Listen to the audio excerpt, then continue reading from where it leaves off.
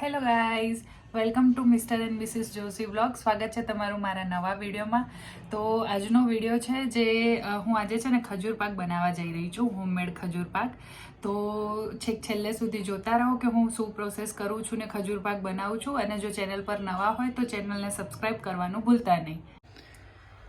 So guys, તમે જોઈ શકો છો અહીંયા આપણે આ બધા ડ્રાયફ્રૂટ લઈ લીધા છે. કાજુ, બદામ છે, સિંગદાણા છે, અખરોટ છે.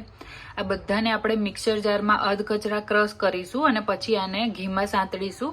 સાથે આપણે લીધો છે ટોપરાનો છીણ અને ઠીલિયા વગરની ખજૂર લીધી છે, જેને આપણે નાના પીસમાં કટ કરી લીધી છે.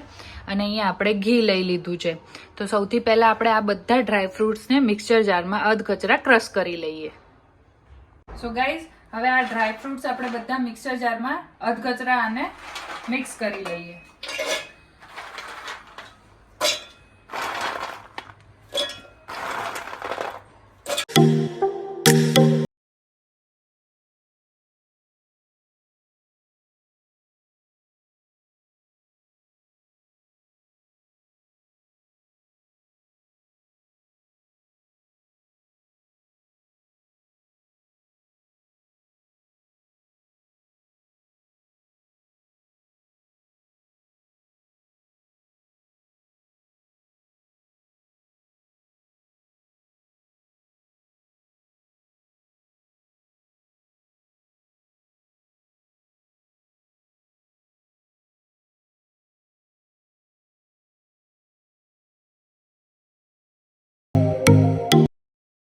છે ને આપણે જે ડ્રાયફ્રૂટ બધું મિક્સ કર્યું એ નાખવાનું. ડાર્ક બ્રાઉન ના થાય ત્યાં સુધી આપણે આને સાંતળવાનું ઘીની અંદર.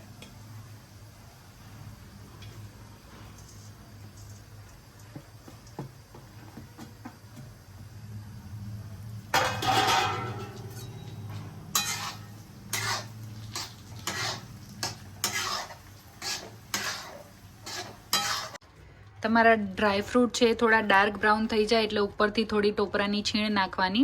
તમે ટોપરાની છીણ સ્કીપ પણ કરી શકો છો, છેલ્લે પણ કરી શકો છો, પણ આમાં બી નાખો તો ટેસ્ટ થોડો સારો આવે છે.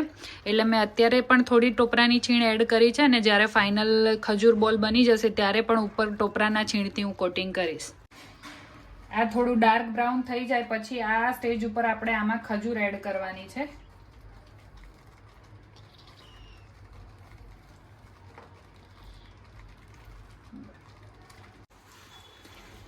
આ ખજૂર તમે જ્યારે આમાં એડ કરો છો પછી આને પ્રોપર રીતના મિક્સ કરવાનું. અને જો જરૂર લાગે તો થોડું આમાં ઘી એડ કરવાનું. જ્યાં સુધી નરમ ના થાય ને પ્રોપર મિક્સ ના થાય ત્યાં સુધી આને પ્રોપર હલાવતું રહેવાનું.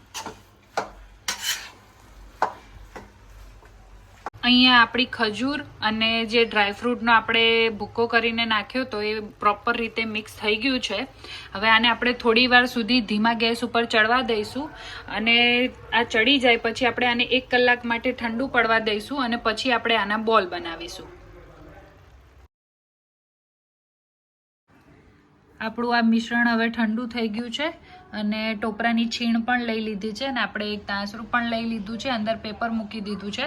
હવે આપણે આના ઝીણા ઝીણા બોલ બનાવીશું અને એના ઉપર અહીંયા આપણે ટોપરાની છીણથી કોટિંગ કરીશું. પછી આપણા ફાઇનલ જે ખજૂર બોલ છે એ હું તમને બતાવું. આપણે આવું સ્મોલ પોર્શન લઈ લેવાનું છે અને આ સ્મોલ પોર્શનનો આપણે ઝીણો ઝીણો આવી રીતના ગોળ ગોળ લાડવો બનાવવાનો, નાનો. આવી રીતના લાડવો બની જાય પછી આપણે એને આવી રીતના ટોપરાનું કોટિંગ કરી દેવાનું. આ આપણો ફાઇનલ ખજૂર બોલ રેડી છે. સો ફાઇનલી ગાઈઝ, આપણા ખજૂર બોલ બનીને રેડી છે, જે તમે જોઈ જ શકો છો.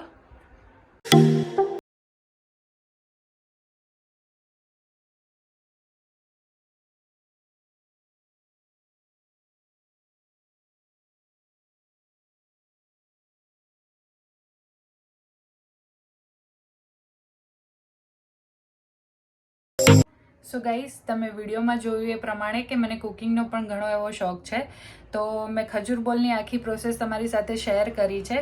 જો તમને રેસીપી ગમે તો તમારા ઘરે પણ બનાવીને ટ્રાય કરજો અને જો વિડીયો ગમ્યો હોય તો કમેન્ટ જરૂરથી કરજો અને ચેનલ પર નવા હોય તો લાઇક કરજો, સબસ્ક્રાઈબ કરજો.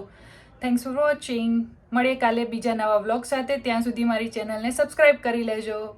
Bye bye.